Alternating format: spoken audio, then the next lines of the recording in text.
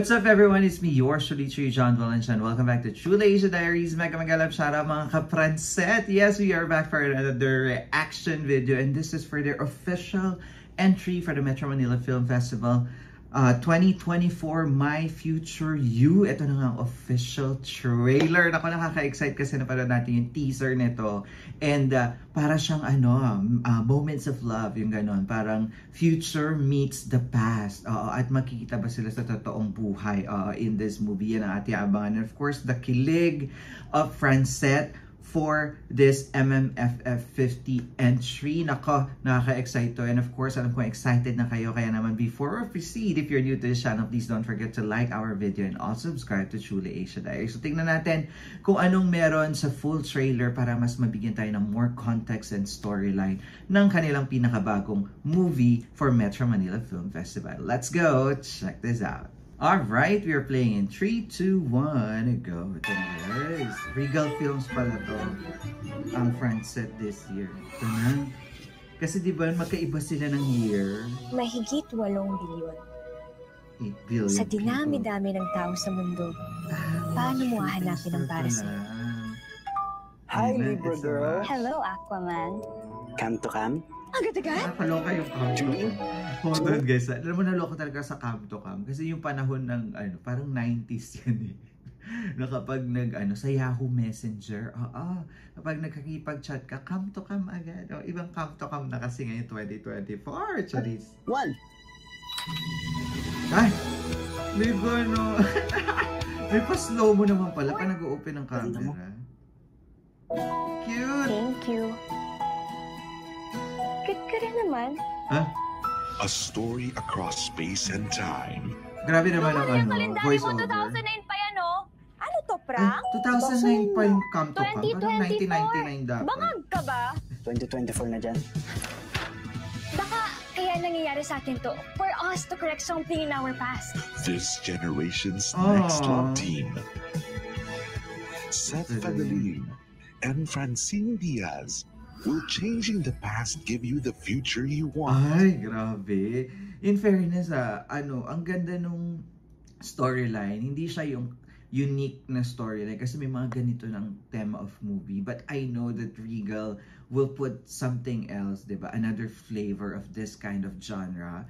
Plus, nandito pa yung Francet to add more flavor and kilig, diba? At paano nga, they will change the past and give you the future you want. Ako, parang may katotohanan na yung future ang mangyayari. Charis, so tingnan natin. Hindi ko na nakilala ang mga magulang ko. Diba? Inampun lang ako. May deep story. Bata pa lang ako, naghiwalay na sila mama at papa. Minsan lang tayo mabuhay, Lex. Masama pang maghangad ng normal na pamilya. Pwede pa kaming mabuo ulit at ikaw lang makakagawa nun. One time lang. Ano? Kung naisip mong gawin. Oh my God, anong gagawin? Si Papa. Maybe lahat ng to meant to happen, Lex. Ikaw, at ako. Gusto ko itong mabigyan ng masaya at kumpletong pamilya ka rin. Ma, si Papa. Wala na si Papa. Dapat hindi na kita inutusan, Lex. Dapat hindi ako nakialam. May kasalanan ko to. Ba't ganun? Oh my gosh. So nababago yung future ni Francine dahil sa inutos na kay Seth. I'm just sorry. Di ko maiwasan pagmasdan ng iyong larawan kahit ano pa malaya. Ay. Ikaw lang ang gusto. Last chance. Kilometer 0. Monday, 7 p.m. Ikita tayo. Kahit di tayo magkita, sabay lang. From 0 and beyond. Ay, from 0 and beyond. Feel the love this Feel the love Christmas. this Christmas. My future you. Ganda! There you have it guys, that is the official entry of My Future You starring Francet from Metro Manila Film Festival 2024. Naku, grabe, diba sabi ko sa inyo, bibigyan na ng ibang flavor ang ganitong genre of movie.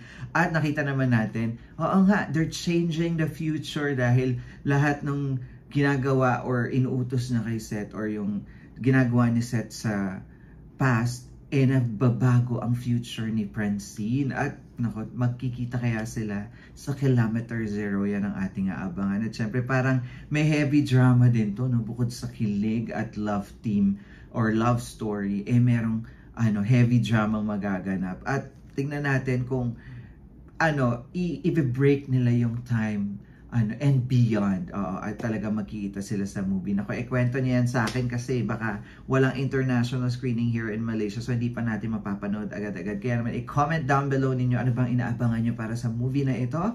And of course, don't forget to like our video and also subscribe to Truly Asia Diaries. Once again, my name is John. This is Truly Asia Diaries. I'll see you on my next one. Spread happiness, guys. Bye for now.